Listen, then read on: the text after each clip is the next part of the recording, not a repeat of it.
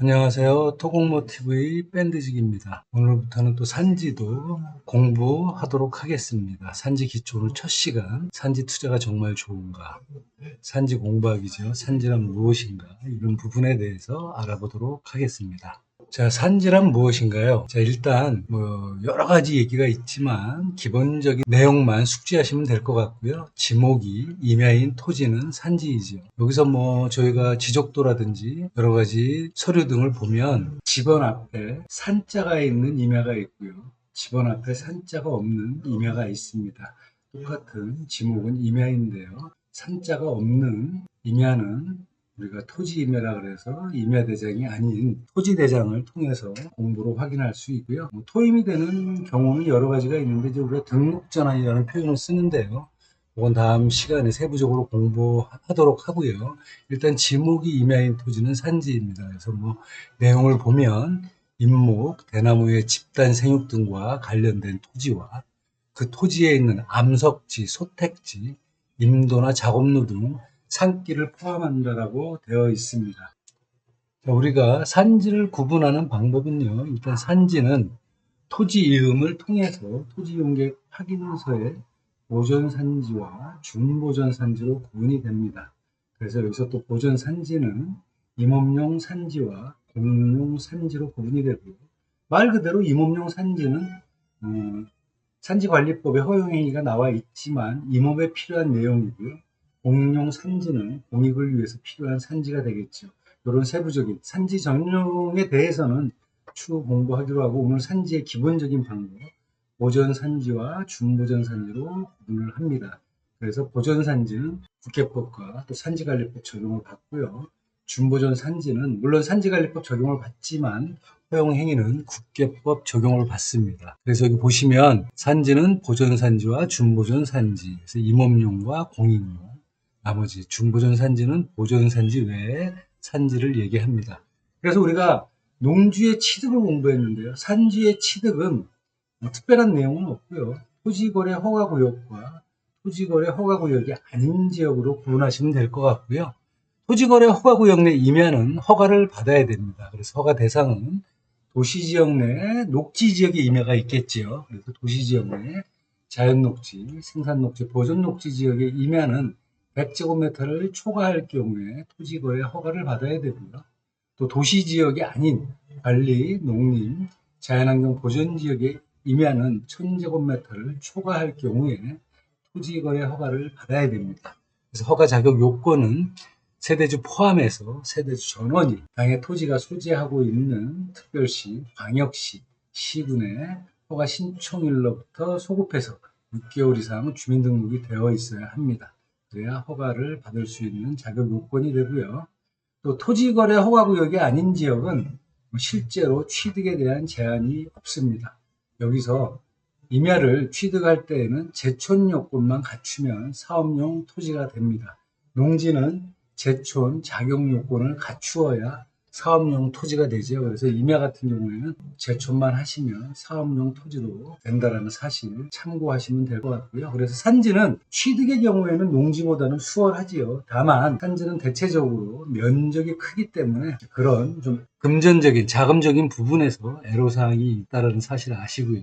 자, 그래서 우리가 법령을 잠깐 보시면 우리가 기존에 농지도 공부를 했는데요.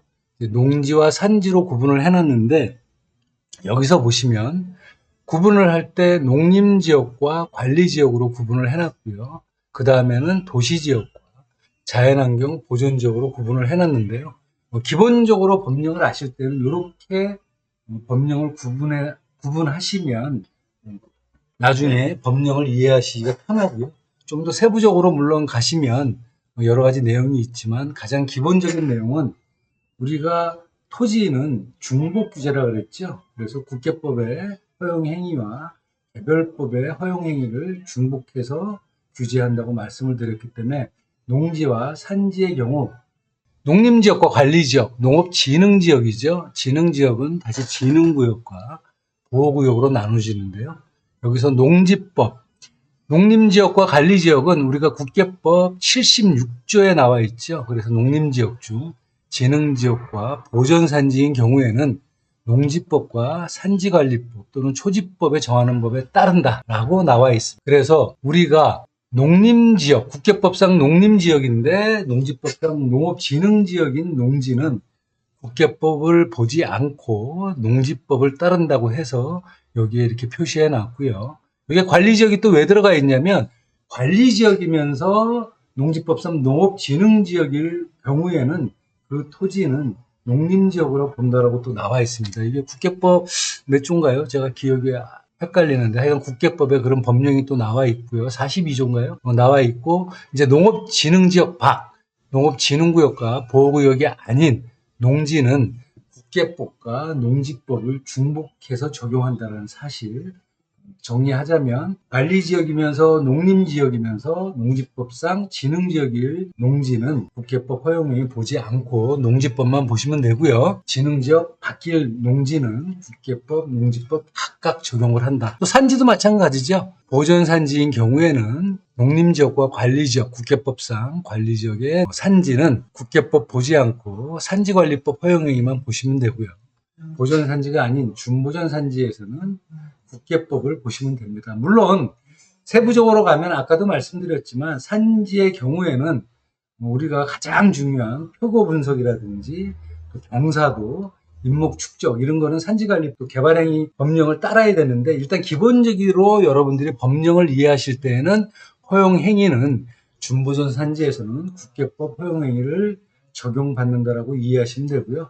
허가사항에서 또 그러한 적용 범위는 추후 공부하겠지만 그러한 내용, 지금 말씀드린 표고 분석이라든지 인목 축적이라든지 이러한 내용들은 경사도나 이런 내용들은 실제로 여러분들이 할 수 있는 내용이 토목 측량 설계 사무실에 위임을 해서 그분들이 전문가들이 또 해야 될 사항이기 때문에 그런 것이 있다라는 내용만 아시면 될 것 같고요. 여기서 도시지역과 자연환경 보전지역의 농지의 경우에는 각각 중복 적용한다는 소리지. 또 농업진흥지역 앞도 마찬가지고. 그런데 여기에 산지를 보시면 도시지역과 자연환경 보전지역 내에 산지는 원칙은 국계법과 산지법을 중복 적용하는데 예외사항이 있습니다. 그래서 저희가 동그라미도 그려놨고 엑스표도 그려놨는데 수산자원 보호구역이라든지 산지관리법 내용상에 자연환경 보전지역 내 보전산지, 공용산지 또 이런 내용에서는 약간의 차이가 있기 때문에 제가 이렇게 표시를 해놨고요. 또 그러한 부분에 대해서는 기초공부가 끝난 후에 좀 세부적으로 보도록 하겠습니다. 내용을 참고로 말씀드리자면 우리가 자연환경 보전지역 내 공용용 산지, 수산자원 보호구역이죠. 이 임야에서는 또 여러 가지 허용행위가 수산자원 관리법 허용행위만 적용을 받기 때문에 여기 밑에 보면 5번에 국계법 76조 5번에 보면 자연환경 보전지역 중 수산자원 보호구역인 경우에는 수산자원관리법에서 정하는 바에 따른다 라고 나와 있기 때문에 예외사항이 있기 때문에 이렇게 표시를 해놨고요. 준보전 산지에서는 똑같이 도시지역과 자연환경 보전지역에서는 국계법을 적용한다. 이렇게 일반적으로 예외적인 사항은 있지만 이해를 하시면 될 것 같습니다. 자, 그래서 오늘 산지에 대해서 가장 기본적인 내용만 공부를 했는데요. 산지 정리해 보면 산지는 일단 지목이 임야인 토지가 산지이고요. 유일하게 그전 시간 농지 시간에 공부했지만 28개의 지목 중 3년 이상 연속하여 농업행위 경작물을 재배하더라도 농지로 인정하지 않는 지목이 임야이죠. 그래서 임야의 경우에는 우리가 3년 이상 농지로 써도 농지로 인정을 못 받습니다. 농지로 쓰려면은 우리가 산지관리법에 나오는 개간 허가를 받아서 지목 변경을 통해 농지로 사용할 수 있죠. 그러한 임야만 지목 변경이 되기 때문에 농지로 인정을 받고요. 또 그래서 이 산지는 보전 산지와 또 준보전 산지로 구분이 됩니다. 토지 이용계 확인서에 나와 있고요. 또 우리가 그렇게 해서 보전 산지의 임야는 어떠한 법령 산지관리법과 국계법 중복 적용을 한다는 내용, 또 준보전 산지에서는 국계법을 적용한다는 내용, 또 산지관리법 허용행위는 산지관리법 보시면 12조 여러 가지 법령상의 허용행위가 나와 있고요. 그런 내용에 대해서는 추후 또 공부하기로 하고요. 또 산지에서는 제일 중요한 게 우리가 임야를 살 때는 면적이 가격이 농지보다는 저렴하지만 면적이 크기 때문에 금전적인 부담이 되는 내용이고요. 투자를 하시더라도 또 산지는 이거 외에도 표고 분석이라든지 경사도, 인목 축척이라든지 이러한 또 어려운 과정이 있기 때문에 그런 부분에 대해서는 또 추후